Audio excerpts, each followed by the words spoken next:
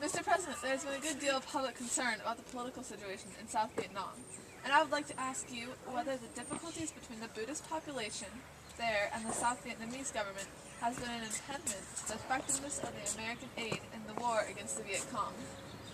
Yes, I think it has. I think it is unfortunate that this dispute has arisen at the very time when the military struggle has been going better than it has been going in many months.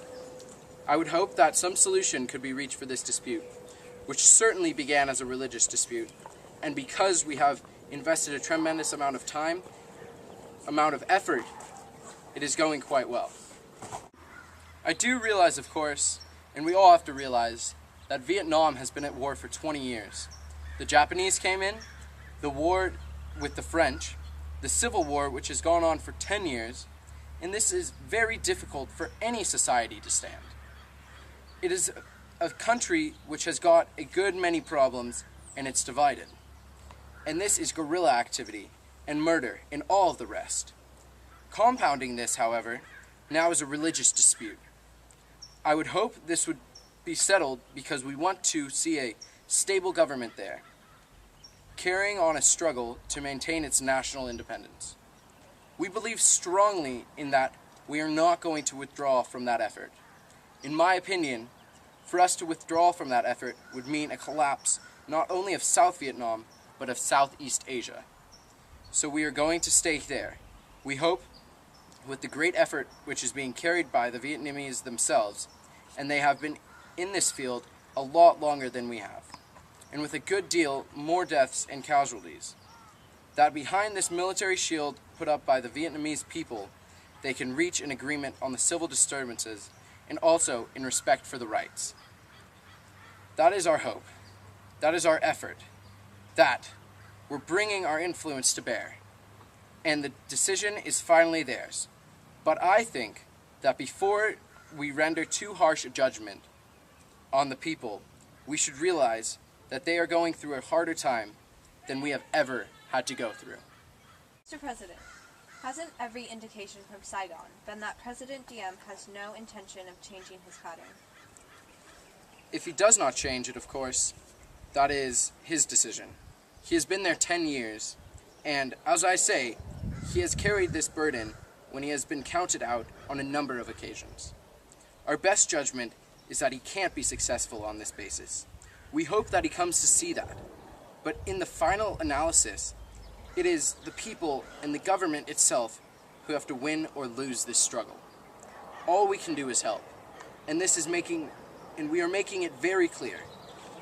But I don't agree with those who say we should withdraw. That would be a great mistake. That would be a great mistake. I know people don't like Americans to be engaged in this kind of an effort. 47 Americans have been killed in combat with the enemy. But this is a very important struggle, even though it is far away. We all took this, made this effort to defend Europe. Now, Europe is quite secure. We also have to partake, we may not like it, in the defense of Asia. Mr. President, in respect to our difficulties in South Vietnam, could it be that our government tends occasionally to get locked into a new policy or an attitude and then finds it difficult to alter or shift that policy? Yes, that is true. I think in case of South Vietnam, we have been dealing with a government which is in control, has been in control for 10 years. In addition, we have felt for the last 2 years that the struggle against the communists was going better. Since June, however, the difficulties with the Buddhists, we have concerned about a deterioration, particularly in the Saigon area, which hasn't been felt greatly in the outlying areas, but may spread. We are faced with the problem of wanting to protect the area against the communists. On the other hand, we have to deal with the government there. That produces a kind of ambivalence in our efforts which expose us to some criticism. We are using our influence to persuade the government there to take those steps which will win back support. That takes some time, and we must be patient. We must persist. Mr. President, have you had any reason to doubt this so-called domino theory? That is, South Vietnam falls, the rest of Southeast Asia will go behind it? No, I believe it. I believe it. I think that the struggle is close enough. China is so large, looms so high just beyond the frontiers, that if South Vietnam went, it would not only give them an improved geographic position for a guerrilla assault on Malaya, but would also give the impression that the wave of the future in Southeast Asia was China and the communist. So I believe it. Mr. President, in view of the prevailing confusion, is it possible to state today just what this government's policy is toward the current government of South Vietnam?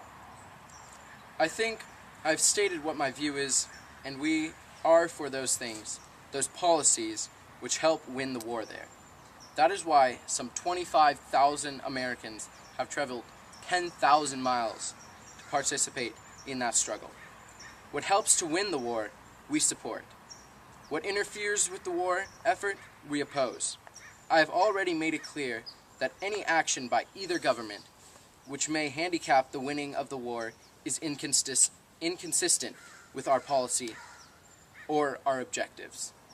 This is the test which I think every agency and official of the United States government must apply to all of our actions, and we shall be applying that test in various ways in our coming months, although I do not think it is desirable to state that all of our views at this time. I think they will be made more clear as time goes on. But we have a very simple policy in that area, I think. In some ways, I think the Vietnamese people and ourselves agree. We want the war to be won, the communists to be contained, and the Americans to go home. That is our policy. I am sure it is the policy of the people of Vietnam. But we are not there to see a war lost, and we will follow the policy which I have indicated today of advancing those causes and issues which will help win the war.